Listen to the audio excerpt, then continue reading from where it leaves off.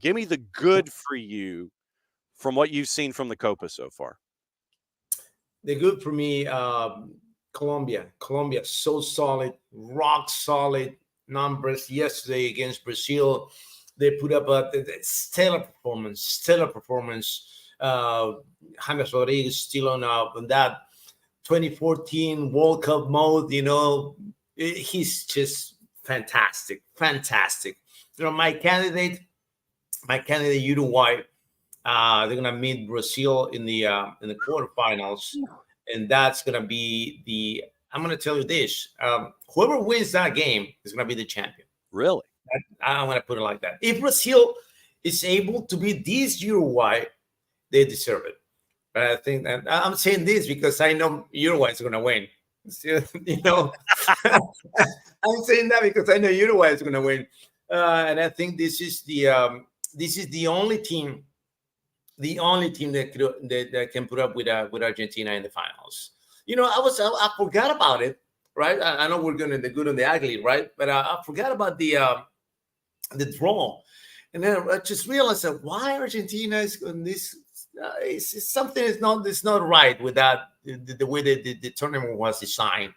But it is what it is, and I'm sick of people trying to undervalue the quality of this Argentina team. They're the world champions and the current Copa America champions. So what do you want me to? What do you want? Yeah. What do you want? That's my question.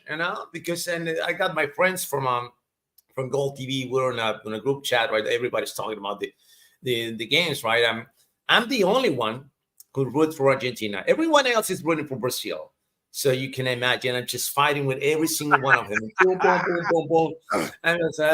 And they were like, "Oh no, that was a penalty. It was a penalty for Brazil." I know, but there was also the goal was offside for Colombia. So it's one mistake for each side of the pitch, buddy. One mistake for each side of the pitch, and the referees have been awful. We're gonna talk about that also in a little bit, right? But that's my goods. My goods is Uruguay and Colombia. I know Argentina. For me, I'm not saying that because for me it's a given. Yeah, but I'm really surprised, gladly surprised with the level of performance from Uruguay and Colombia. All right. So then, before we get to the ugly, just give me your straight up bad. Mexico.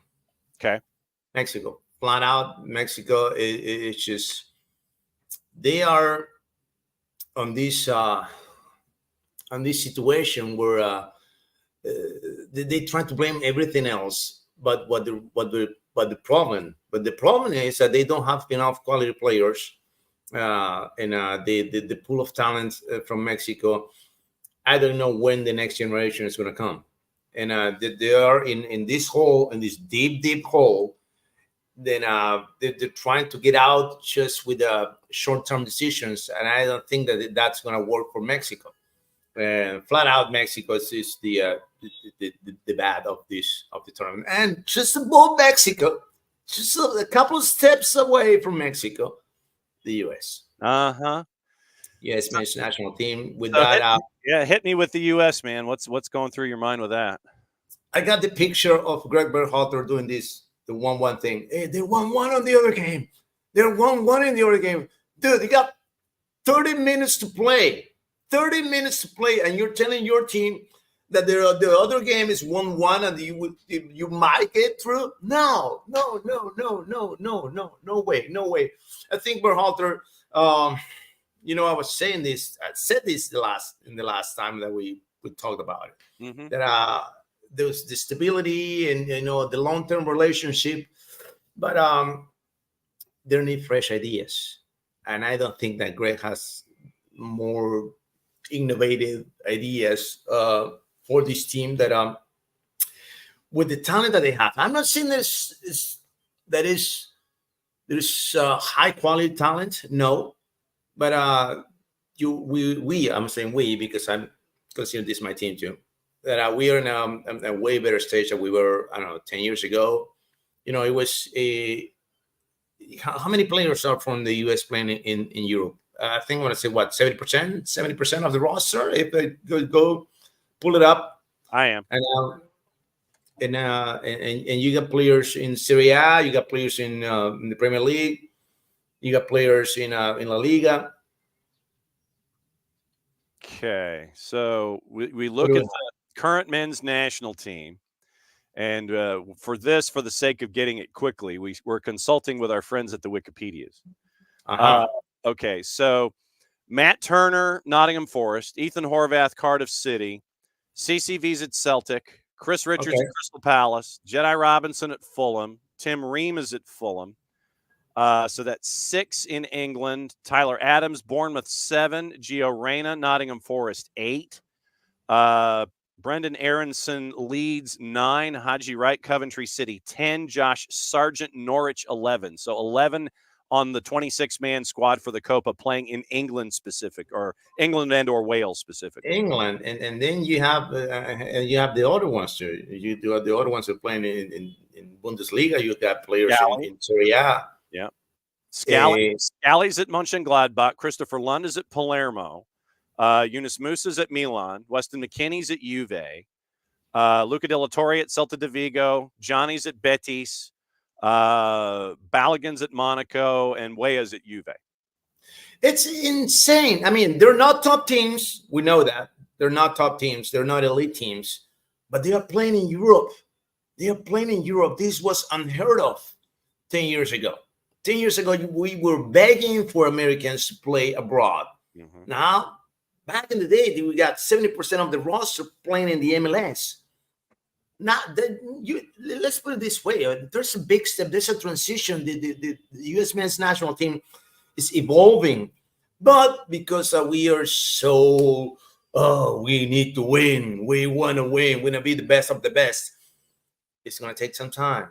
It's taking some time. The U.S. can make a ginormous progress, man. Ginormous progress from the days when they were playing shootouts with those jerseys in the MLS. You know, it's an insane progress for the U.S. soccer, but still they need to make some more adjustments. The talent is not right where they need to be, and being Pulisic, your main star, your superstar, if you want to call it.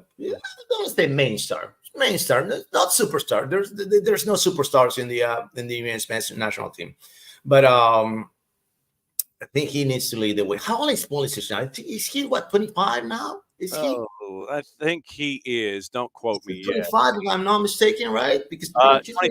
Yeah, 25. Oh. September he turns 26. 35. So he's at his peak right now. Playing AC Milan. I think he's. This is what I think they need to do.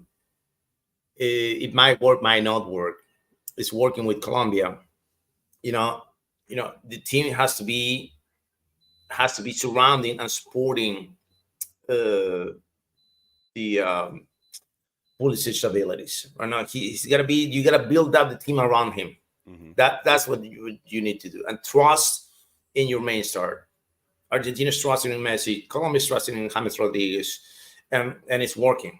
And it's working. I think it's that idea of this is a collective team, it's a collective sport. I get it, but it's got to be your quarterback. Your quarterback's got to be your superstar in the team, and you got to build a team around it. That's my perspective on position. Well, and then I know that you're probably in the majority opinion that Greg Berhalter has to be let go. What kind of a coach do you bring in if taking what you are proposing here to build a team around Christian Pulisic, who will be 27 at the time of the World Cup, when the World Cup is in this hemisphere in 2 years? What kind of a manager do you bring in? Do you have anyone in mind to bring in to help surround against Christian Pulisic? Who's in your mind? I do. I think this is you gotta bring the good Jurgen, the most prolific Jurgen, the smartest Jurgen that is Klopp. I think Jurgen Can Klopp. you afford him? Would he want to not take time off and dive back into it? I don't know. But if you, I mean, you got guys. All right, America has the best salesman in the world. All right, you are the kings of marketing. Sell it. Just go ahead and sell the project to Jurgen Klopp. All right, just go ahead and sell it. And if he buys it, if he comes in and he goes all in, you can have a sexy summer in 2026 with the World Cup. Sexy summer with shiny teeth in 2026 with the World Cup. Since we've done the good and the bad, and you were properly hydrating this morning, go ahead and hit me with the ugly. What is the ugly that you've seen from the Copa so far? The refereeing. Yeah. Refereeing has been he's been ridiculously bad. But in every game, in every single game, but like yesterday, it was ridiculous. So you draw the line for the offside, and they line up with the wrong guy. That's not the guy that you should run the line. It's the other one. Yeah. And they didn't say anything about it. Then they have the VAR, the penalty calls. Then they don't call the referee. The referee doesn't go and check it. And then we have this situation with Pulisic was so mad with Ortega. Yeah. And but I gotta tell you this. It might not be a popular opinion. I don't care. This is my opinion. This is what I believe, because number one, I've been a referee myself too. Okay, and I know what it is to be a referee. Okay, so Pulisic goes there and tells him, "Oh, go ahead and celebrate with them. Mm-hmm. Go ahead and celebrate with them." And then you come to me and you're gonna shake my hand. Not happening. But seriously though, but even as a part of protocol and being a better man or being a professional, don't you still do that though? Not me. Okay. I wouldn't do it. All right. Not me. If I'm the ref, I'm looking at him. You want me to go celebrate? Go ahead. Have a good night. I'm not shaking your hand, but have a good night. Go ahead. Okay. You know, I still can be polite and still can say my words. I don't know the what is this? The lip readers.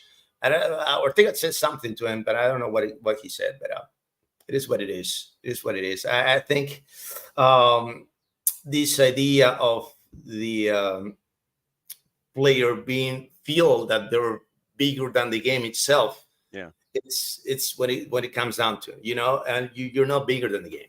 You're not bigger than the game. And if you're not bigger than the game, don't do that. First off, don't do that. And if you want to say something to me, maybe I'll go shake your hands. When I'm shaking your hand, I'm telling you, are you going to go celebrate with him? But I'm holding your hand. You know what I mean? Yeah. It's a different way. There's different ways to do it. And I think, I don't know. So then what you would have done in that situation is don't do the stuff that Christian was doing about go to the center and go celebrate. You wait until you're shaking the hand of the referee and then say your piece. Yeah, to your face. Okay. Yeah. Okay. Because we saw what we saw with Ortega from Peru, who looked completely out of his element in a match of that magnitude. And we have our host of our U.S.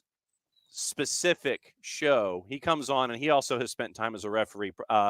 And so I like to get into the head of referees and figure out, okay, what's going on in this particular situation. But it seemed to me that Ortega was out of his element. And I think the moment where you have the foul and he reaches for the card and then you get the quick start and then he doesn't have the opportunity to write down the name in the yellow. This is like in the 30th minute. And then all of a sudden the match is already going and then he goes like this and he hadn't had the chance to write the name down. I think that to me was all I needed to see, is that he was above his element and did not need to be in that match. Yeah, and the thing is, I've seen many games from Ortega here in the Peruvian league. Okay, and he always comes up with these attitudes, man. He has an attitude problem. All right, he's not the first time that he's done that. Maybe I wanna grab some highlights. I want to send it to you. Okay. So you can share with your audience. I'm not now, but I'm going to send it to you afterwards. Yeah. I'm going to look him up. Yeah. because there are more than a few, and especially now that I'm recalling this, yeah, uh, especially at the end of the games, because the end of the games, the team that has been uh, receiving the bad calls, if you want to call it, right? Yeah. Always the captain comes up to him and says something to him, and he always kind of slick with his answers. And he's I want to send these highlights to you to see that this is not the first time that Kevin Ortega has done that. All right, Okay. not the first Absolutely. time, and sometimes I think he's in the case to a player or something like that. Well, and then you follow and working backward, you had Ivan Bartone, who was in the other match against the United States here in Atlanta last Thursday that went sideways. I mean, obviously, we talked about Timothy Weah and what you don't do in that Yeah, situation, and that cascaded to hurt the U.S. in that match, and then the match that happened in the last of group stage. But you have a guy like Ivan Bartone, who is, I mean, Ivan Bartone, man, it's like we went through his history too, and there are some folks in the middle in hemispheric competitions that you really got to do your research on and be prepared to watch. Guys like Ortega and Bartone. yeah, absolutely. And you know what? What's the other one? What's the other referee? I think it's Matonte. Matonte. Yeah, this is an Uruguayan referee. Mm-hmm. This is the thing with these referees, okay? Because now Matonte is in a different category because he's probably the best referee in Uruguay, but he has these attitudes with the players too, and it's just about character. And I don't know about the CONMEBOL selecting these referees, because you go by the FIFA. All right, are you a FIFA referee? FIFA referee here. We got 3, 4 in each country, and on paper they're the best referees that you can bring into this competition. Yeah. But also you gotta think about that. You gotta be thinking that for the spectacle, for the show, somebody that is used to the big stage. That's what it kind of referees that you need to bring. I've seen the Ecuadorians. There's a couple of Ecuadorians. I think it's Aragon and Franklin Congo. I've seen them as fourth officials, and I don't recall seeing them refereeing, being the main referee of games. But those two names, go ahead and when you have time, when you have a chance, Google them and look them up. It's Franklin Congo and Arturo Aragon or Rodrigo Aragon from Ecuador. Mm-hmm. Elite referees, those two, and they're not being the main referees on these games. They're being on the VAR. They're being on the fourth officials. Why these elite referees are not the main referees for these kind of games? We'll see what happens in the quarterfinals. Now, what is the selection for the referees? Another couple of minutes with our buddy Nino Torres, as he's done his burpees, he's warming up, he's got the caffeine rolling, and he's hanging out with us here on a Wednesday, and we could not be more grateful or thankful that we get his expertise. Two dudes that I want to ask about. What has Marcelo Bielsa meant to Uruguay? What has El Loco meant to Uruguay to turn this new chapter for them? Because it's been a special watch. I'm gonna add to that name another name, which is the previous name of Uruguay. That's Washington Tavares. All right, Washington Tavares was the head coach for Uruguay for 15 years. Okay, 15 years, the longest tenure in CONMEBOL. And this is the guy that he didn't revolutionize Uruguayan soccer, no, but he was making sure that the younger generations of Uruguayan players got the right development. And now Bielsa is collecting this. All that hard work for 15 years. He comes in and is collecting. I'm not saying that he doesn't have nothing to do with it. I'm not saying that, but what I'm saying is that all these young players, the transition from the old guard to the new guard for Bielsa has been perfect. It has been just perfect, and it fits his style of play. The high press, gang pressing. You see these players running. It's insane the level of pressing that Uruguay puts on the pitch, and you can only do that with young players. You cannot put out that performance like that with 30-year-old players. No, he got the 22, 23, 24. Everyone is at their peak right now for Uruguay. And what I'm give to Marcelo is that he doesn't play players out of position.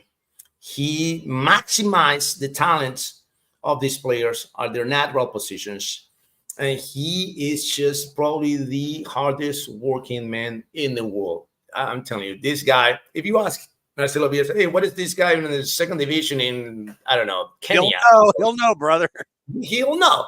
Okay, he watched everything, and just to give you an idea, I don't know if you heard of this, but he called up a player from an amateur league. He was a striker in an amateur league in Uruguay. You come over here. Come on, train with the national team. The guy scored 29 goals in 24 games in the amateur league. But just to give you an idea, he watches everything, every single detail. There's no stone unturned in Uruguay that Marcelo Bielsa doesn't know about it, man. And that's his obsession with the game is what makes this team so exciting to watch. I love Marcelo Bielsa. I love him, man. I love him. Then the other name that I wanted to ask you about is James. And with James, there are times where you don't know which James you're going to get. And in this tournament, you are getting good James. And I mean, traditionally, maybe a little, maybe if you like your James a certain way, you're getting spicy James right now, man. I mean, this is a good James to watch, and he's really putting himself back out there on the world stage for everybody to see. Absolutely. And I don't know, did I tell you the story about Lorenzo when he just hired and what he did with James? You did not, sir. Go ahead and tell me. I did. Okay. So the first time that they call up Toto Lorenzo, which is the head coach for Colombia, right? The very first thing that he did after he was named head coach, hey, can I get a flight to Qatar, please? Qatar, what do you just give me a flight to Qatar, man. Just book me a flight. I'm gonna be on the first plane. I'm going to Qatar tomorrow. Boom, he takes the plane to Qatar, goes to see James, sits down with him, and tell him, hey, look, I just got a team, the national team, and I want to build this team around you. But there's one condition. You cannot be playing here. Get out of here. Wow. You need to get out of Qatar right now. Boom. They do the thing, and he went to Sao Paulo. Now he's in Sao Paulo playing, and they're not very happy in Sao Paulo with James right now because he hasn't been, at this kind of level that he's playing for the national team. But the thing is, he feels that this is his team. And this is special players. He's a special character, James Rodriguez. He's like that. He needs love. He needs love. Like he's getting love. So once he feels love, he can provide this kind of James Rodriguez that we're watching right now. 2014 World Cup caliber right now. He's playing insane right now. Yeah, he is. Insane. All right, my friend. What are you anticipating with the quarterfinals? Got another couple of minutes here with you. 2-minute warning. So what are you anticipating with the quarters? I know that you're looking at Uruguay, as am I. I think they take care of Brazil. What about the other matchups? Who do you think is going to work their way through? Colombia will run over Panama. Colombia will destroy Panama. I mean, they want to destroy Panama. That's what I mean. I'm telling you, because I know Panama has been, producing this kind of games that you kind of exciting, right? But they don't have a chance against Colombia. On the other side of the draw, Argentina. That's gonna be a fun game to watch. That's gonna be a fun game to watch against Ecuador, and I think that might go might go into the penalty shootout, that game right there. Be Okay. careful with this Ecuadorian team. Be careful with this Ecuadorian team. I've seen the Argentinian media looking over the shoulder Ecuador. Hey, they should be scared. They're gonna play. No, no, no. Nobody's scared of you, buddy. Nobody's scared of you right now. No, no, no, no. Don't look Ecuador over the shoulder. No, no, no. It's gonna be a big, big mistake if you do that. Now the other one, Canada and Venezuela. Venezuela, vino tinto all the way. Hey, Venezuela, woo! I, I'm so happy about Venezuela. I'm telling you, man. I'm so happy about Venezuela, and I think they're gonna win this one. They're gonna beat Canada. They're gonna beat Canada, and it's gonna. But that's gonna be a thriller. It's gonna be maybe like I don't know something like a 3-2 or something like that. Yeah, it's gonna be a lot of goals in that game. I'm telling you. All right. Well, as always, my friend, it's great to catch up with you. Thank you for coming on a day early. We'll catch up with you next Thursday and break everything down as we get in toward the finals and figuring out who's going to be the champ of the Copa in 2024. Be safe and have a fantastic weekend, and may your burpees be kind. And we will catch up with you next week, my friend. Thank you, John. Thank you for having me. We'll see you next week, guys. Thank you. All right, be good. There goes Nino. And Nino is if you haven't found your way to Gold TV, he is one of the true personalities of the network. And when you listen to him calling play-by-play, Nino does not suffer fools. If something ain't going right and he doesn't like it, he'll let you know. And it is a fun listen on Gold TV, and you can get Gold TV. Here's our plug at Fanatis, ftz.co/soccer down here. You get Fanatis, you get all the BNs, you get Gold TV, Nuestra Tele, TIC, all of that. Jason got me hooked. I blame him. And that's how I know Nino. It's from my time with Fanatis and dialing up Gold TV and listening to Nino and sit there and watching Nino call the matches that he has in front of him. And so for us to be able to catch up with Nino during the Copa, it is a true feather in our cap, and we could not be more blessed or thankful to have him dialing us up from the Nino estate in Lima, Peru. It's always fun to have the man coming on with us, and we'll catch up with him again next Thursday. We'll be back on the normal schedule because of national holidays and things like that. Reminder, tomorrow it's going to be the high school showcase. We're going to post a lot of our action that we had during all the great games that we had during the high school season presented by our friends at Kaiser Permanente. It's going to be a high school Thursday on July 4th. All of the great games that we had. We're going to start at 9 o'clock with Johnson, Gainesville, and Gainesville from City Park. And the madness that was that derby, the insanity that was Johnson, Gainesville, and Gainesville. We're going to start with that. We're going to have some of our matchups from the playoffs. It's going to be high school all day on the network. And so just set your notifications. It'll be like at 9 and then 11:30 and then at 2 and then at 5 and then at 8. So it's going to be all high school all day long. And it's going to be fantastic to listen to all of that. And Four Card Nino is awesome. And Uruguay, Colombia, and Brazil, Four Card says on the same side of the bracket, it helps Argentina. As Nino was saying, you kind of set things up a certain way for a particular reason. I think Uruguay knocks off Brazil. And not having Vinicius Jr. is going to hurt. So good luck taking on Uruguay without Vinicius Jr.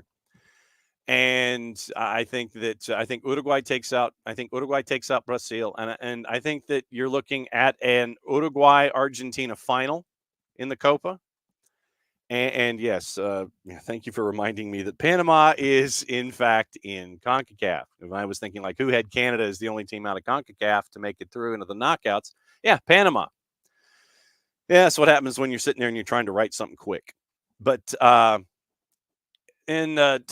seems to be sold on Hamas. Hamas, notoriously a country over club guy. Maybe he'd excel in Major League Soccer. Not sure it's worth the monetary risk. I want to check on Hamas's value. And we'll get into gossip, rumor, and innuendo, what to watch before Nico Moreno joins us, and maybe a special guest joining us as well. So let's see. Hamas, if I could spell Hamas, and I know this is really going to work well for live audio. So Hamas right now is at Sao Paulo, and his market value, according to Transfermarkt, last updated a couple weeks ago, only €3.5 million. Of course, when you're an attacking mid at the age of 32, That's what folks are looking at. But right now, it's Sao Paulo, and his highest market value, July 1st of 2015, at 80 million euro. But yeah, right now, he's at Sao Paulo, and his contract expires in a year. He's got another year on his deal. He signed a 2-year deal back in 23. He's halfway through it. So his deal would end when he turns 30, just before he turns 34. But yeah, right now, Hamas' current market value, 3.5 million euro. So we'll see what the world does for Hamas coming off of this particular tournament. And yeah, 4-card Brazil is effed, not having Vinicius Jr. So I think that Uruguay makes it through. Man, you want to talk about a possible final of Uruguay and Argentina? Bielsa going up against Messi? That'd be pretty sweet. So keep an eye on that. We'll have Nino back on Thursday next week, and we'll break up the Final Four, and we'll see what's going on there. Gossip, rumor, and innuendo, what to watch, where to watch it, and all that kind of stuff. So what to watch today, I think it's going to be a fairly light day. It is. Wow, it is a light day. DAZN USA has the Women's Champions League at 1:45 and 4. Lyon Benfica at 1:45. Chelsea and Ajax at 4. Paramount Plus has the one matchup in the Copa de la Liga, Lanús and Unión Santa Fe at 8:30. If you want to watch more, then like I said, that's where Fanatis comes into play. You can really watch South American soccer. I do it on the weekends now, and I'm watching like lower division South American soccer because I have Fanatis and I want to have something live on my TVs. So Fanatis, fntz.co/soccer down here. It is CDO, Nuestro Tele, Gold TV, all the BNs, all that stuff. It's available for you there. Soccer Bowl 83 is, you see maybe if I did it with the right finger, this soccer ball, it's the old North American Soccer League. So this is an advertisement for their championship game, the old North American Soccer League in 1983. And they called it Soccer Bowl. And so Soccer Bowl 83 was, and let me see if the best way that I can break this down. Soccer Bowl 83, courtesy of our friends at the Wikipedias, was at BC Place with Tulsa and Toronto. Tulsa Roughnecks won Soccer Bowl 83 at BC Place by the score of 2-0.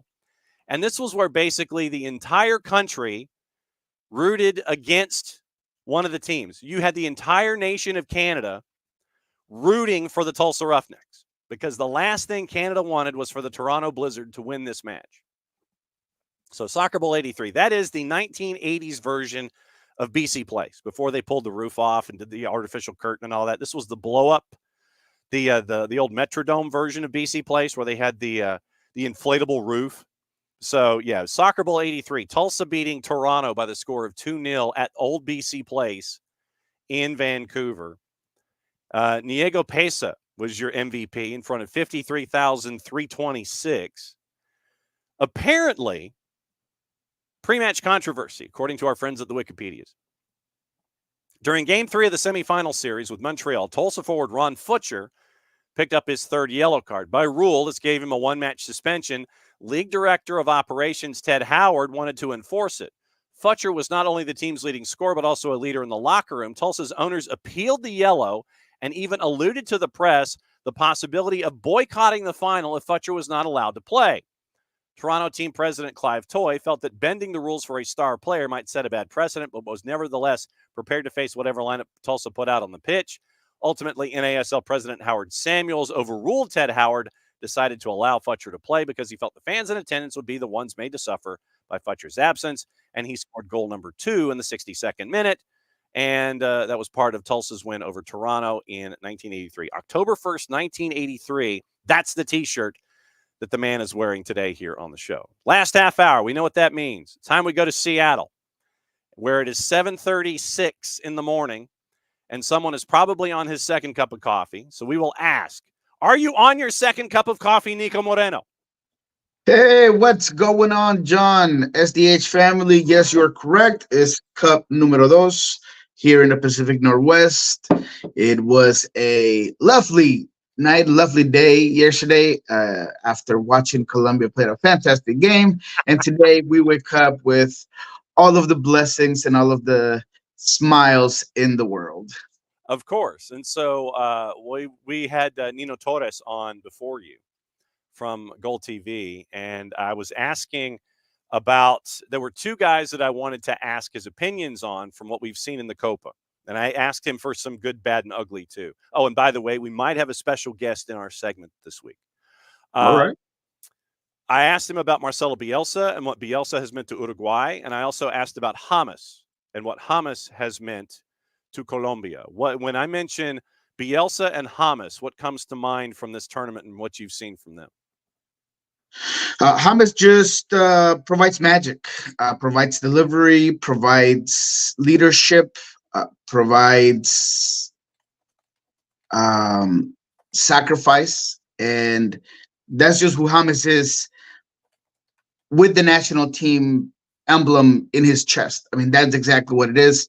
You can criticize him for his instability and inconsistency at the club level, but when it comes to play, whenever you hear the word James, you hear commitment right next to it whenever it comes to Colombia. He showed you that yesterday. His intensity, his ability to control the pace, his ability to distribute, he's just unbelievable. And you saw the big drawback that pulling him off the field has for Colombia. That's going to be a challenge they're going to have to figure out. And when it comes to Bielsa, it provides brilliance and confidence, and it embodies and amplifies everything that Uruguay can do. You can tell that regardless of the situation and the moment, like a difficult game against the United States in terms of maybe not being as effective as they've been in other games, Marcelo Bielsa sitting on his cooler, whenever you look at that bench, whenever you look at that sideline, you could tell the guys just understand, hey, we got this. It's under control. The young guys feel backed up, and I think that that's something Uruguay really needed, was that generational change being boosted, and I feel like it has. There's a lot of young players in this Uruguay team that are going to be studs for this national team for years to come. So Marcelo just provides stability, which is odd when your nickname is El Loco, but I feel like it does. I'll ask you the same thing before we get into Major League Soccer here for the rest of your segment. The good, the bad, and the ugly of the Copa. The good, the bad, and the ugly from what we saw from the group stage. What would you say? In all general senses, or do you want teams? You can hit it however you want. It's the beauty of an open-ended question, my brother. All right. The good. I guess the good is the clear evolution of soccer in several countries. I think that Costa Rica, regardless of being eliminated, showed you that this new generation of players can keep up. They have talent, they have quality. I thought Costa Rica was going to eliminate Brazil yesterday. I mean, if Costa Rica had 2 goals within, 12 minutes, they continue to put those in. And there's a grim situation for Brazil if they lose to Colombia. So I thought that yesterday, Alcocer making that goal and the way that one came out about, a young player that's going to be a generational player for Costa Rica, essentially, was important. Venezuela, for all those doubters, all those people that maybe had not seen this team and didn't watch them on a consistent basis and didn't know guys like Bello and didn't know guys like Machis, and maybe the quality of an experienced and another guy that embodies commitment to that flag, that shield, who is Salomon Rondon. If you had not seen him and you didn't know this Venezuela team, then now you have, and he shows that growth in so many soccer nations, and I think that's my biggest take from this one. The ugly for me would be the refereeing. I think that the refereeing has been atrocious. It's been you know, almost insulting Mm-hmm. from the demeanor, the VAR. I mean, look, say what you will about that USA Uruguay game. I understand the US did not get eliminated because of poor refereeing. They got eliminated because they were unable to beat Panama and hold the lead, regardless of having one less man on that field. But the refereeing was awful. Yeah. I mean, it was disgusting. And that guy should not be able to ref a high school game from here on out. And it was just everything that has come with CONMEBOL and CONCACAF in this tournament, because that's not the only bad call. That's not the only bad managed game that we've had in Copa America. So that's been the ugly for me. And then what's the other one? Bad. The bad. The bad could be easy. The bad could be the two host nations being eliminated, because I say two because the US and Mexico could very easily have been called host nations, right? Yeah. On one side, US national team eliminated with their golden generation in a very beatable group. The way that it came about, the inability to score, the problems that you see coming forward because you don't really know what's going to happen with Greg. You start doubting everything about your current leadership and current process that you've kind of been building. A guy that you held on even after there was some controversies and he was supposed to be your guy. So now you're doubting that decision to keep Greg. And on the other hand, Mexico, you were warned, you were told, I mentioned it, they were going to flame out, and they did. And the ugly is an awful, awful, sad soccer talent pool of players for Mexico. If you didn't know that Antuna is a guy that was limited, now you know. If you didn't know the Alexis Vega was a guy that has peaked, now you know. If you thought and you were of the mindset that Santi Jimenez was going to be God sent and you had been overhyping him over the last 3 or 4 months, now you know that's not it. So Mexico has to figure it out. Mexico has to break it down, rebuild it, and provide their nation and their wonderful fan base with a whole new infrastructure to get better. So I think that was the bad. All right, Jared has joined us. He's not the possible special guest, but Jared's crashing with us. No, I'm not special here. No.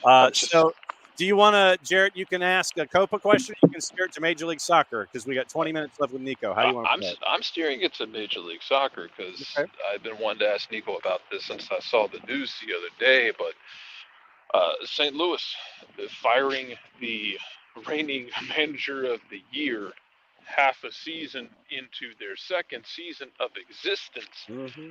What? That's surprising, man. It is surprising that a coach that to me was robbed from coach of the year last season, and that in whatever context you want to put behind, got this team to be the best team in the Western Conference with probably a lot less talent than most teams in that Western Conference, with less resources, with a new feature system of play that took the league by storm. And this year, you get rid of a few important players for San Luis. You don't give him anything else. You give him a right back that's been decent. You give him a center midfielder that's been okay. But other than that, you gave him absolutely nothing. And you expected him to just continue to be stellar, now with a lot of data on the way he plays. Injuries have hurt this team. I mean, Pompeo out for this season.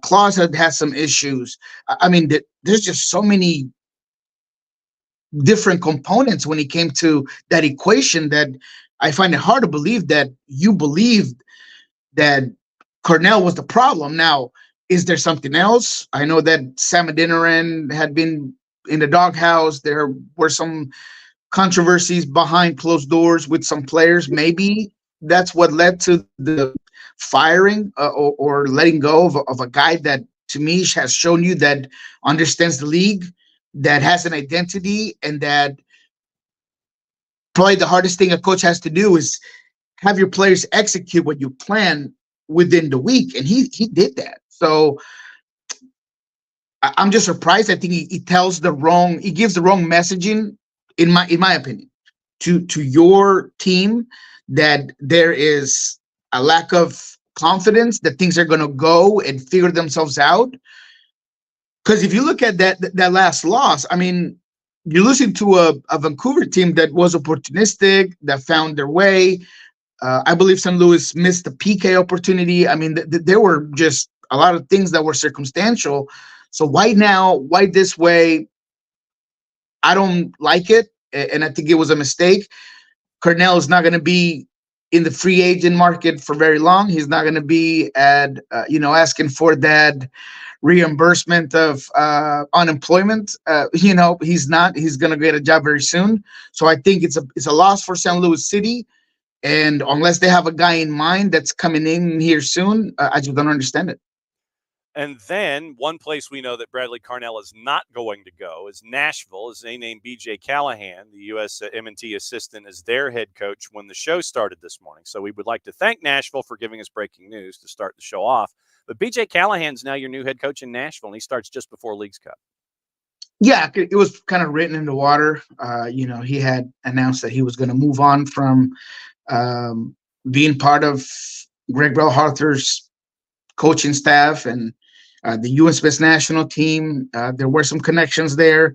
I think he's a good guy to give you some sense of hope. A guy that understands the soccer scene, someone who, to my understanding, is a very good players coach. He's well liked around players. He's well liked around the league. So Nashville is another one of those teams that a head coach is not going to fix it, but maybe he's going to give it some direction. Now it's part of the front office's job to give him the tools so he can get this team where they should be and maybe beyond where they had been. Because if Gary Smith was let go, was because he couldn't get you over that hump. Can BJ? Perhaps, but you're going to have to give him the tools. Jarrett for Nico on Wednesday, because Thursday being a national holiday. No, I'm glad you mentioned that, because that was kind of my thought as well. Gary did what he did with what you gave him.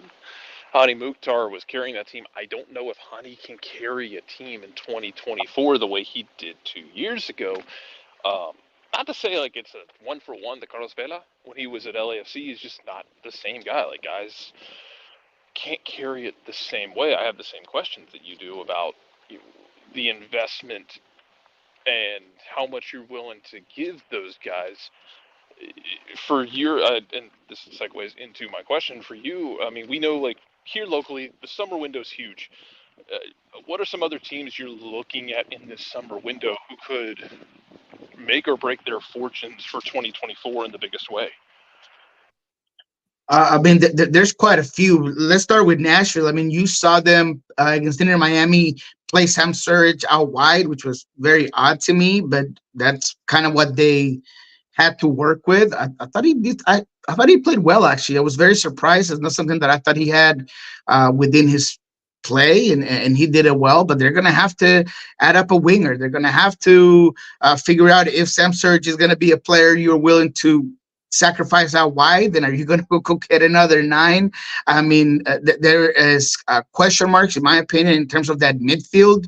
The center defensive midfield position, you're going to have to figure out. You're going to have to revamp that position as well, especially when you're kind of noticing the problems you've had with just ball control and tempo control within Nashville. Now, we'll wait and see what BJ wants to implement as his soccer module, which is going to take some time.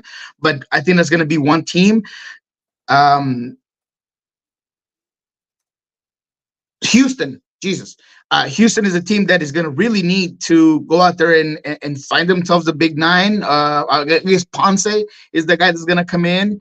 Pereira has looked good, so maybe they feel comfortable there. But I feel like adding another piece to a team that has looked really good. I was watching that Charlotte game, and I was pretty satisfied with the style of play that Ben Olsen, which is just blows my mind that I'm saying this, but they just play well, man. They hold the ball. They have long spells of possession. Hector Herrera has looked fantastic. It seems like that competition level has really helped Ferreira. Latif Blessing all of a sudden is starting to kind of reignite his MLS career. So there's a lot of good things happening in Houston. I feel like bringing in a guy in this summer window is really going to push that team to maybe be a contender and maybe break that line of the three top teams in the Western Conference that seem to be at a whole different level. Maybe Houston and Colorado can get there with that. So Houston is a team that I'm looking at. I think Charlotte, going back to what I had said as well, bringing in a 9 or a playmaker, at least a 10, would help a team that is organized, that really maybe been the surprise of the tournament so far, if you really look at it, with the players they have, the effectiveness that they've been able to do things with. That's a team that I'm looking at really benefited from this summer window. And then the pumpkin that struck midnight, which is Minnesota United. I told you about this team. I thought that they were overperforming. I thought that it was gonna, at some point, that enchantment of surprise was gonna all come to an end, and it did. Now Arriaga's leaving. You got to figure out, you got some DP spots open. So that's a team that is going to need to really do some hard work, maybe even think about bringing more quantity instead of quality and fill in some of these holes, because if Minnesota continues to go on this path with the roster they have, they're not going to make the playoffs. And as much as I know that they were going to be that head scratcher, and I told you guys that, they really need some huge talent boost in order to just keep up in the Western Conference. So then what's going on with you up in Seattle with all of the chaos that's been happening off the field? What's the update on where things stand about players who were left out, who were coaches' decisions, not suspended, but coaches' decisions for not being a part of the active roster last time out? What's the update up there? Well, both players were back. Nuhu and Raul Ruidiaz were at training.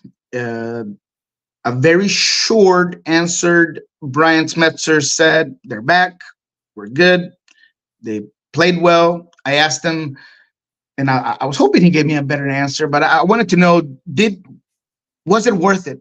Did you get what you needed out of sitting these two guys? He said, yes, I did.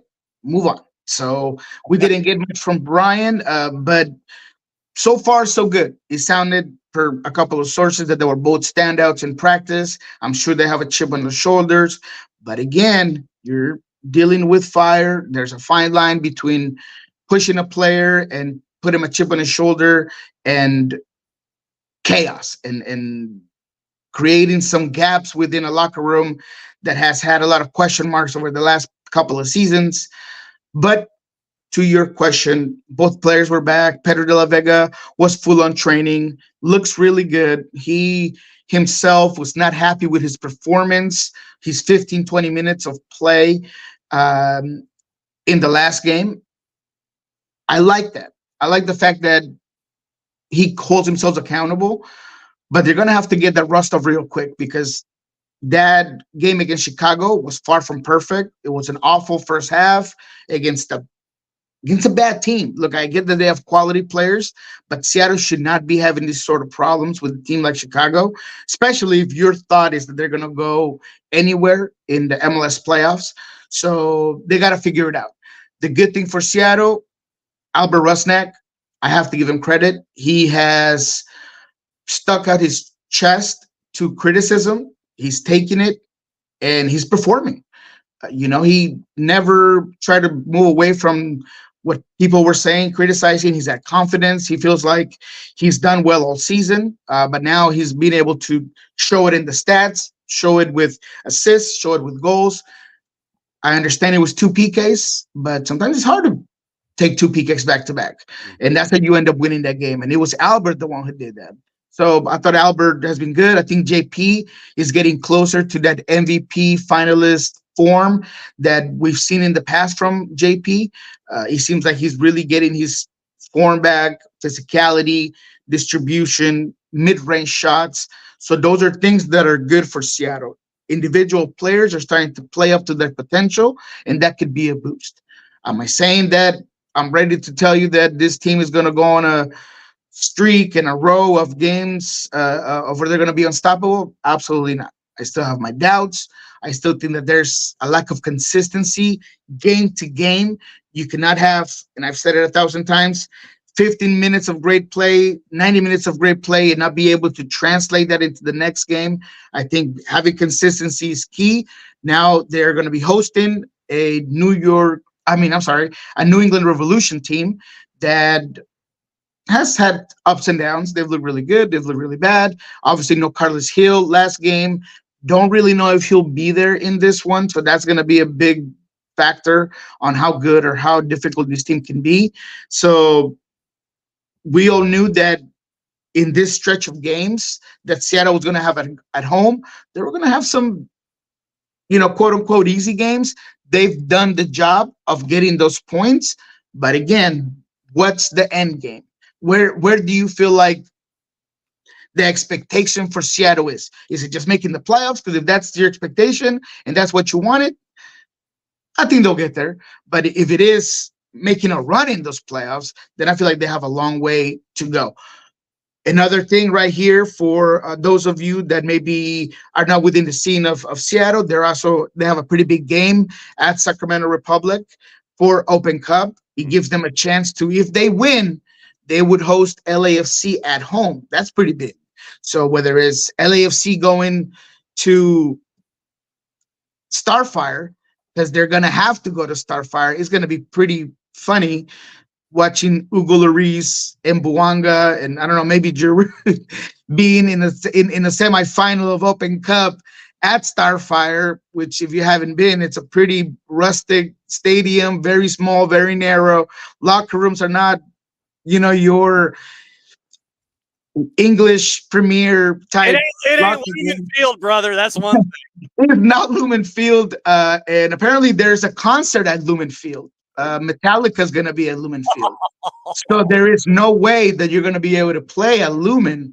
So I talked to Jeremiah Oshan. He told me that there was they had to put in a waiver to play at Starfire because the expectation was that they were going to play that game if they got to play that game at Lumen Field. So it's going to be an interesting couple of weeks for this team. I've said it before. I feel like the best scenario for this Sounders team is putting all your eggs in the Open Cup basket, hoping to get a title. Is a couple of games and you're in the final. That's going to be the way to kind of save this season. But they haven't quite given up on MLS, and I feel like they're doing enough to stay relevant. Jarrett with Nico, go for it. Yeah, I actually wanted to ask you about a team we talked about a minute ago in Colorado, and it's taken them a little bit of time this year to get this project off the ground, but they're finding traction, I guess, for lack of a better word. Can this be an example for some other clubs in the United States, maybe elsewhere, of if you are feeling rudderless, get a plan, spend some money, and be patient with it and see what you can develop instead of panicking and just throwing out the bathwater almost instantaneously when it doesn't work in the first 2 months? Yeah, I mean, absolutely. And, Colorado, they've had some inconsistencies of their own. I mean, you look at that hat trick game by Bogut's will tell you that, they've had some issues. I thought that their Houston game a couple of weeks ago was also pretty bad. So Colorado at least has shown you that if you are willing to invest in the team, invest in a head coach that has an ideology, and like you said, Jared, I can manage to understand that there's going to be a learning curve, and you might run into some difficult games and some moments where you feel like nothing's really working, as we did earlier this season and as we have here in a couple of games. Having those investments and bringing those players that are also cohesive with the ideology of the coach can turn a team around. I don't think Colorado has been as interesting as they have this season in a very, very, very long time. Even when they've had, good coaches like Frazier, I think he's a great coach. But I think this year there's better quality, there's talent, they're exciting to watch, and they seem to be, at least for the most part, in every game. They're not going to get played out of the field. Maybe they did against LAFC, but that just happens. But in terms of your question, I think that a lot of teams should take that into consideration. Nashville, maybe, go and spend some money and figure things out. San Jose, you too. I'm talking to you. Good luck on that, brother. Buddy. You Good awful, luck. terrible market. And stop, letting go of coaches when you're not giving them, what to play with. It's just so funny to me that the easiest thing to do is to let go of a coach, but nobody's going to be able to get your team right if you don't have enough talent. Well, strange, when your owner also owns the Oakland A's, and we know the level of investment that he's showing there, moving them to Sacramento. Cliffhanger, we're going to kind of shorten a little bit. There's one game that I want, because there are interesting matchups, but not really one that we can sit there and lay out. But cliffhanger this week is El Tráfico. On July 4th, it is the late game, 10:30 Eastern time from the Rose Bowl in front of 9 gazillion people. LAG is a plus 183. Draws a plus 286. LAFC is a plus 125. El Tráfico, Nico, what say you? Woo! That's a good one, man. That's, I love that 4th of July El Tráfico. I think that's fun. Both teams have been on a row. LAFC, 11 straight games with wins, if you count Open Cup games. They have been really dangerous and effective on the attacking end. 14 goals in their last 5 games. I feel like Dennis Bouanga has grown into this distributor and volume creator that is going to be real difficult for LAG to kind of hold on to. But LAG is no slough, and they are going to be in there for vibes. I mean, Ricky will be back. Ricky is the guy that's willing to be that villain, El Payaso. He kind of embodies these sort of games. So seeing him probably start this game is going to be interesting, regardless of how good Fagundes has been and how maybe structurally sound the LA Galaxy have looked with Fagundes running the show. But I feel like Ricky, this is what you brought Ricky for. This is what Ricky is supposed to do, is come up with these big games. So in terms of the juice boxes, man, regardless of their last game being 2-1, I am going to go, and I want you to tell me what the over-under is on the goals. Got it. But I'm going to go with LAFC. I think LAFC is they're going to continue their ability to play against the ball, their ability to just kind of adapt to different games. I think Atuesta was a huge home run for this team. He's really helped out Ilya Sanchez. I feel like he's given him a lot of balance and a little bit more of a hold-up play, and a guy that really brings out the ball clearly from the back end.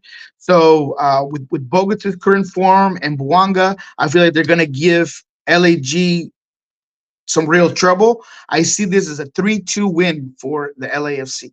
Okay, so then if you see it as a 3-2 win, and getting LAFC on the plus side, that's always a good thing to start off. You get LAFC on the plus. Since you're saying 3-2, 4.5 is a plus 243. I like it. Yeah. Give me the 4.5 and give me LAFC. We're gonna let our money roll. Last week we went with the goals for Columbus, and we picked Columbus. That was a 5-1 win. We did pretty good on that one. So we're going to let that roll. We're going to stick with the goals. We're going to go ahead and go with a big goal game in this El Tráfico 4th of July at Rose Bowl. I think it's going to be an exciting game. So absolutely, let's go for that. All right. So what's going on with Pulso Sports and Soccer Bar, my friend? All right, Pulso Sports, you'll find what we talked about yesterday with Brian Smetzer. Gives us a real rundown on what's going on, what he expects. Obviously, Javier Arriaga's coming back to Seattle, so that's fun. A player that was out here for a very long time, that was a good player for the team, per Brian Smetzer. But that was a little bit in the doghouse, that was kind of benched. So he's going to come in with some feels, in my opinion. He's going to want to maybe get a goal or get a pass to a goal from his center back position. So you can find that at Pulso Sports, as well as Paul Rothrock. We got to talk to Paul. If you have not heard about the Paul Rothrock experience, then you need to check it out, man. He is fun. He is a guy, I asked him myself, how does it feel to be that guy that when things are not going right for Seattle, you pull that lever, there you go, you shoot out of a cannon, and you just have a great game. And he does. He brings a lot of excitement, energy, press, push. He's pumping up the crowd. He basically forces a PK to get Seattle back on track against Chicago. He did that against Houston. He's got it on the scoreboard. So check him out, man. It's a fun conversation with Paul Rothrock, a guy that doesn't lack confidence, but is also not overconfident. That's a tough balance for a guy his age. It's a real fun one. So go ahead and check that out at Pulso Sports. Soccer Bar. No soccer bar this week for 4th of July. We tried to get one in early like you did today on a Wednesday, but we weren't able to do it. So you're going to have to wait till Monday to get our takes on Copa America, MLS, how things played out. So check it out. All right. As always, my friend, thanks for dropping in a day early. Enjoy your 4th. May it be safe. Enjoy the matchups on a double match weekend, and we will catch up with you again next Thursday after Open Cup, after schedule compression, and leading into yet another weekend here in a very, very busy July. Thank you, my friend. We'll catch up next week. All righty, guys. Have a good one. All right. That's Nico Moreno, Pulso Sports and the Soccer Bar, and he's getting his second cup of coffee. He's ready to go. Okay, so Uncle has said, no Carlos Heel tonight. Here's the injury report for New England Revolution. Shankalai is out for the season, knee injury. Nacho Heel is out with a knee. We know that Carlos Heel has the ever nebulous Stanley Cup final lower body injury designation, so he is out as well. Henrik Ravis is still on international duty. Questionable, listed by the Revs in the injury report on MLS Soccer's website. Did not see anything updated in the match release from the Revs. Dylan Barrera with a hip, Tommy McNamara with a hamstring, Peyton Miller with a thigh, Ryan Spalding with a hamstring, Bobby Wood with a calf. That's a lot of muscle injuries. So it will be intriguing to see how New England stacks up here and how it's going to look for them in this matchup going up against Atlanta United, because they in turn, once again, you heard Nico mention it, is that after this match, they have to turn around and go to Seattle and take on the Sounders. And they get Seattle, by the way, they get Seattle on Sunday, I believe, if I'm not mistaken, because hang on just a second, because the odds changed and so did the page. No, they're the late game on Saturday. So basically, here's how it is for New England. New England right now in the juice boxes tonight. We'll go over the juice boxes here. And I know we're going long this morning because there's more to talk about. Juice boxes for the matchup tonight. Pre-game show on 92.9 The Game and the Odyssey app, I believe 6:30. 7:45 is the listed start time for this particular matchup with Atlanta United and New England. And so that to me means that it sounds like it might be a free TV scheduled match tonight. Hang on. So, free TV and FS1. So it is the FS1 game listed at 7:45. So it might be the Super Hyper Mega pregame show and a 7:55 kick, but keep an eye out for it. So 6:30 pregame, 92.9 in the Odyssey app. Abe and Garrett will have you started there. Mike and Jason will have the call from Gillette in Foxborough. It's on the free side of Apple TV and on FS1. So it is the FS1 match at 7:45. So that's your programming reminder. And then obviously they'll have full-time report after, as Mike and Jason try to get out of town and head to Salt Lake. And Abe and Garrett will have the post-game show for you. But 6:30 start for the pregame, 92.9 The Game on the Odyssey app. And 7:45 listing on the website, which to me kind of means it might be 7:55, but keep an eye out for the Super Hyper Mega pregame show tonight on FS1 and on the free side of Apple TV with New England and Atlanta. We'll go over the refs in just a little bit. But for Atlanta, the only players listed as out, Edwin and Jamal. So Edwin and Jamal are the only ones listed. And let me double check and see if folks are mentioning anything about travel parties and such. And we'll see if we have any other thing going on. Like I said, I'm checking quickly to see if Doug had anything, and it appears that we do not have any kind of update at the moment about traveling parties and such. So we will see what traveling parties look like and all of that. So yes, thank you, David. Yep, the boss is walking, but at least she's in L, so she's going to have an early start. She's in the walking group that's attached to the track club. I just want her to get through safely. And for anybody who's doing the race tomorrow, please hydrate appropriately. Do not overhydrate, as Nick has said. Hydrate wisely. I'm bringing a towel and bananas and another hydration for the boss at the halfway point. I meet her at Heartbreak Hill and give her the appropriate materials to get her through the second half of the race. So do not know about traveling parties right now involving Atlanta United. Keep an eye on social media and see what it may look like in this match. Because remember, after this match for Atlanta United, you're heading west to go to RSL. Here's your juice boxes for tonight. Crew and Nashville. Crew are a minus 204. Welcome to the BJ Callahan administration. Draws a plus 359. Nashville's north of plus 500. 6:30 today, by the way. And so that to me is also intriguing, and that's on season pass. So it is a 6:30 start tonight. Very, very interesting there in Columbus at the Death Star. Also on the board with your fixtures, Charlotte and Messi and Friends. So it's just and Friends are a plus 225 in Charlotte tonight. Draws a plus 263. Charlotte is a plus 112. Christian Kalina, to me, is, I think, the largest all-star oversight instead of Roman Berkey. 7:30 or 7:40. DC United hosting FC Cincinnati. FC Cincinnati is a plus 143. Draws a plus 262. DC United a plus 174. NYC is a minus 263 hosting Montreal. Montreal is north of plus 600. Your draw is a plus 426. For the record, that matchup is at Citi Field. It is not at Yankee Stadium. So you'll get really weird camera angles as you watch that one on MLS Season Pass. All these matches are on Season Pass as we designate, unless we tell you otherwise. Also on the board at 7:30, Toronto and the purple team. Toronto's a plus 133. Your draw's a plus 270. And the purple team are a plus 181. 7:45, we mentioned that this one is the FS1 and on the free side of Apple TV, so don't be surprised if it's a 7:55 kick. Revs are a plus 121. Atlanta's north of plus 205. Draws a plus 265. 8:30, Union at Chicago. Chicago's actually favored at a plus 106.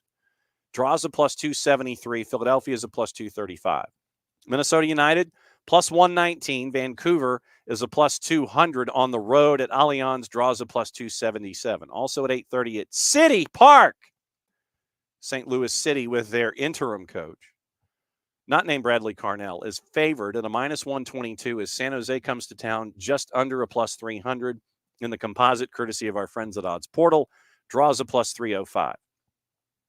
RSL hosting the Dynamo. That one's at 9:30, and that's the other thing for RSL. Both of these matches in this quick turn are at home. RSL is a minus 132. Draws a plus 300. Dynamo are a plus 324. Tomorrow FC Dallas at 8. It's 8:30, 9:30, and 10:30 Eastern. 8:30 FC Dallas hosting Portland at a plus 121.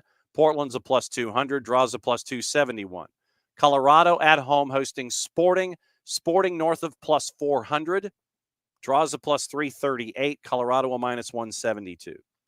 And El Trafico, we mentioned that LAFC plus 125 on the road to the Rose Bowl. LAG's a plus 183 and draws a plus 286. So that's your juice box numbers for the matchups today and tomorrow. Remember, no show tomorrow live. We're going to do the high school showcase tomorrow all day.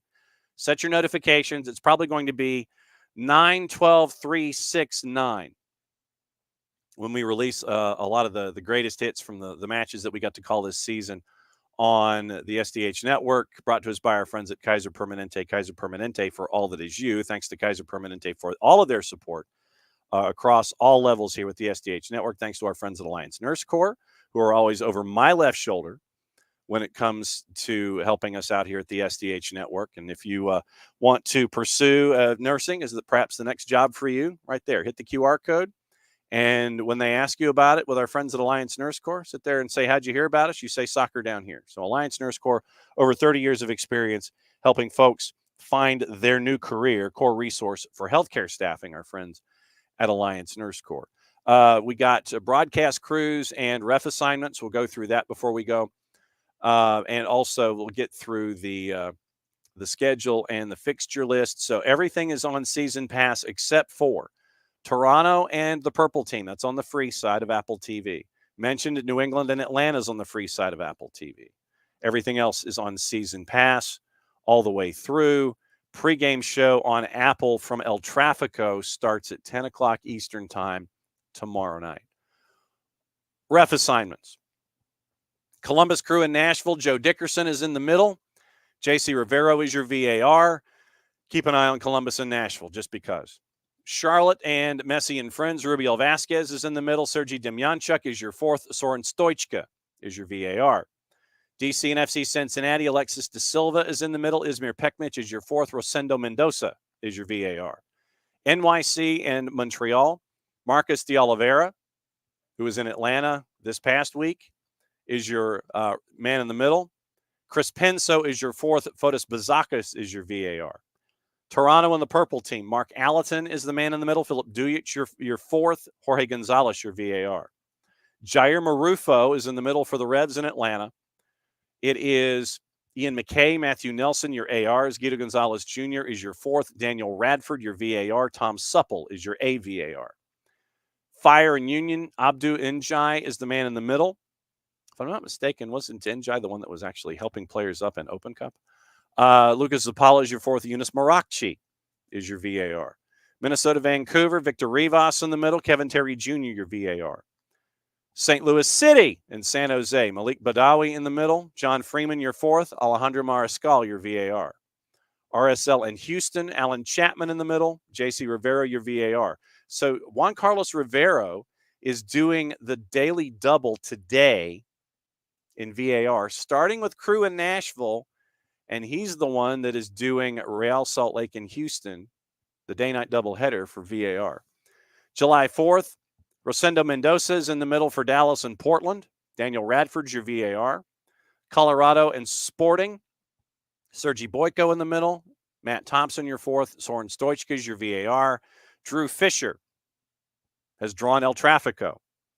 Timothy Ford is your fourth. Fotis Bazakis is your VAR. Craig Lowry is your AVAR. So that is your assignments for refs, for reffing down here as we get you ready for the matchups this weekend. Your broadcast crews for all of the activity. We'll get the gossip, rumor, and innuendo before we get out of here. And like I said, I figured that we'd be going long this morning because of everything that has been happening with all the activity today.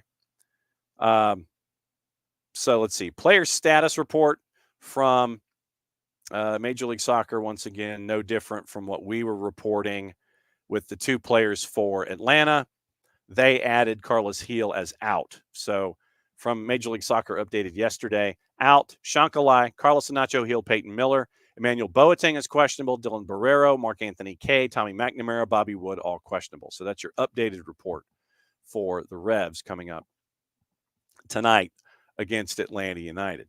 Broadcast crews in this particular case, I was looking for. Okay, here we go. Kanji and Danny are doing Columbus and Nashville. Keith Costigan, Lori Lindsay are doing Charlotte and Messi and Friends. Callum and Kalen, DC and FC Cincinnati. Neil Sika, Lloyd, Sam, NYC and Montreal. Joe Tollison, Greg Sutton doing Toronto and the Purple Team.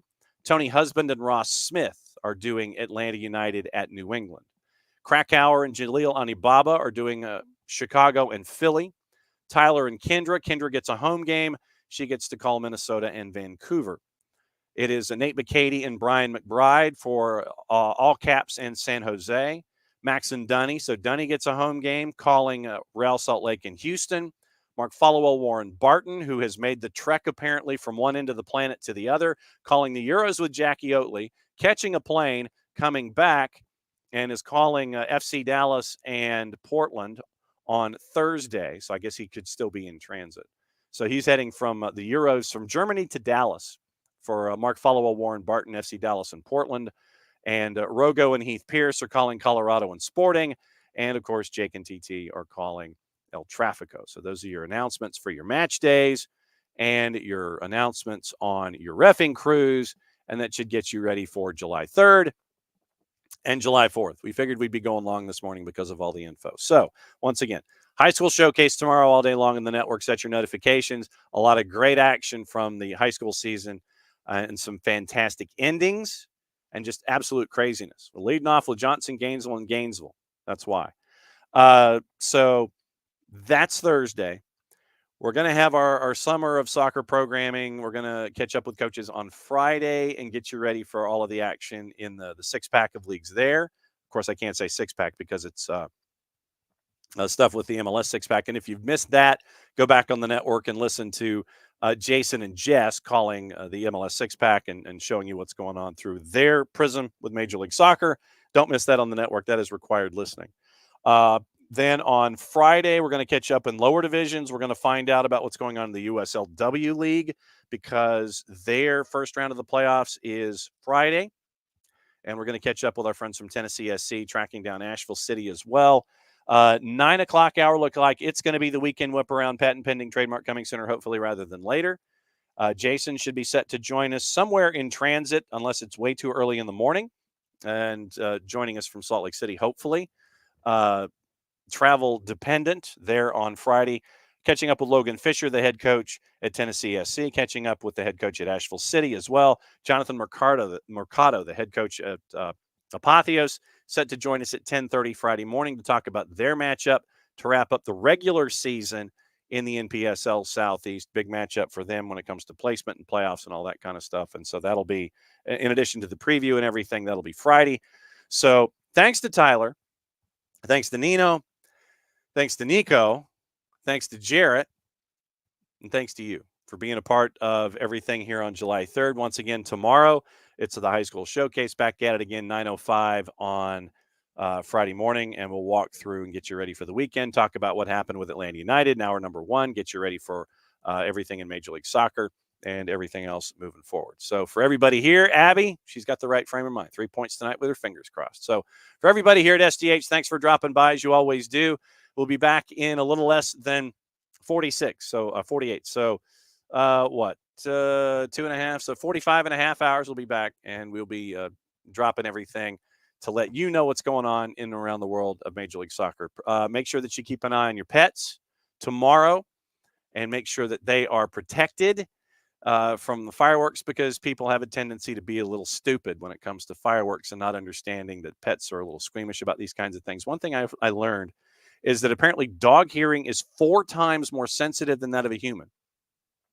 So if you hear something at if you hear something at 20 feet away, they hear it from 80 feet away.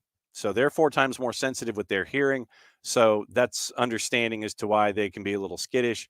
Be there for your pets, distract them, be cool yourself, be calm yourself, and maybe turn up the TV a little bit and help distract them from the situation, except when they have to go outside and do their business. So keep an eye on your pets, keep an eye on yourselves, be safe. Weather here in the Southeast is going to be absolutely stupid. And for everybody that is going to be doing the Peachtree Road Race or your favorite road races in your part of the country, just be safe, get through it in one piece, and celebrate the July 3rd and July 4th weekend, beginning of the weekend, as you always do. So be safe, everybody. Play it safe. Mucha platiel. Since it's the end of the show, that means I put up a banner and I get to whistle us to a close. So we'll be back at it again on Friday morning. Enjoy the matches tonight. We'll talk about it once again at the end of the week. So here we go.